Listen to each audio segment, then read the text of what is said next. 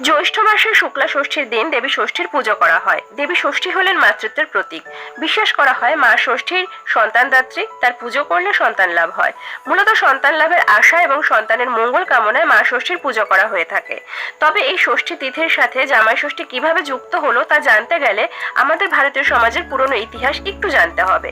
প্রাচীনকালে ভারত সহ দক্ষিণ এশিয়ার অনেক দেশে বিয়ের পর মেয়েটি যতদিন পর্যন্ত অন্তঃসত্ত্বা না হন বা মা না হন ততদিন তাকে তার মা বাবার সাথে দেখা করতে দেওয়া হতো না। তাই মেয়েকে দেখার জন্য তার দ্রুত সন্তান লাভের কামনায় এই দিন মেয়ের মা ষষ্ঠী পুজো করেন এবং মেয়ে জামাই আদরের পরিকল্পনা করেন। সেই থেকে আজও জ্যৈষ্ঠ মাসের শুক্লা পক্ষের ষষ্ঠী তিথিতে জামাই ষষ্ঠী পালিত হয়ে আসছে। ভারতের অনেক জায়গায় দিনটি অরণ্য ষষ্ঠী নামে পরিচিত।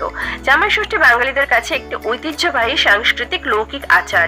এই দিন শাশুড়ি মায়েরা দেবী ষষ্ঠীকে সন্তুষ্ট করার জন্য তার পুজো করে মেয়ের মঙ্গল কামনা করেন এবং জামাইয়ের সমৃদ্ধির জন্য তার আশীর্বাদ প্রার্থনা করেন।